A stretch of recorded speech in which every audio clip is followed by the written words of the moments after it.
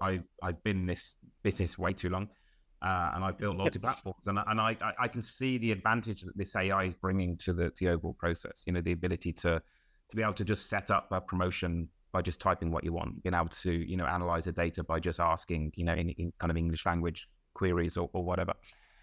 But in a sense, I'm kind of not bothered by that, because it's coming. Everybody's going to have it. The tools are going to lift everybody up. And so, we're all going to have, in a competitive environment, everyone's going to have the ability to do these things, and we should be using them, and it makes us more efficient. I think for me, where it starts to get quite interesting is, if I take a step back, it's where the consumer's going to be. Because when I look at things, I try to think about where the consumer's going, not so much about where we are internally. And I see a couple of trends kind of heading our way.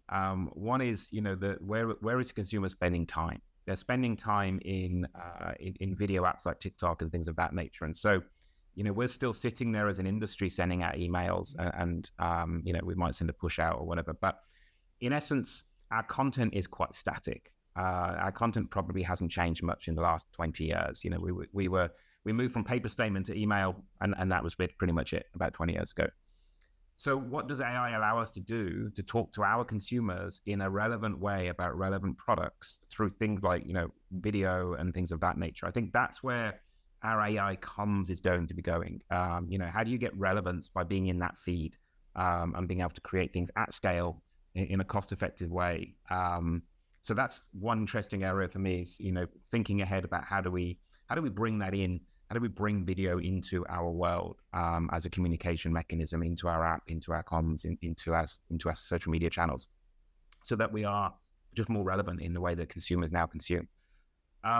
The other side for me is the agentic world, and I think as much as we marketeers like to be smart and use technology, so do consumers, and you see it already. If I look at my iPhone already, my email's got folders now for promotions and this and that, and it's already sorting out my email without me really asking.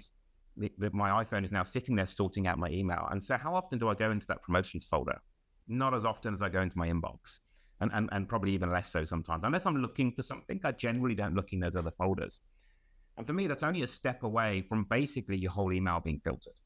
And Apple going around saying, oh, you've got a bill in, you've got to pay, your tax bills coming, whatever. So when the agentic future comes in and your phone is basically running your life and it's making decisions for you and helping to take the noise away, it's going to be increasingly hard for brands to cut through. And if you're still relying on email as a channel, it's going to be very hard to get through that agent, AI agent that the consumer's got on their side of the fence that's basically filtering their life.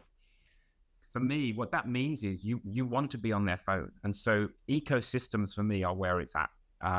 We talked about super apps in the past. You can call it what you like, but the ability to be relevant to the consumer so that you're installed on their phone and you're a part of their world, you want to be there. You want first-party data, first-party connection. You want rich media, relevant content coming through. And I think for me, that's where the build is going, because anything less than that, if you're running a program that's just using things like email to get through to customers, those 2 to 3 emails that Sid was talking about just ain't going to land, because they just won't cut through unless they're super, super relevant to you. So that's my kind of take on AI. I think it's foundational for us, and it's getting better, and it makes our life easier as marketeers, as content creators. Even from a strategy point of view, we're using these tools day in and day out. But I think we need to be also keeping a lens on where the consumer is going to be with AI tools, and what does that mean for us, that we need to be thinking now about how do we keep in front of those consumers as they start to bring these tools into play.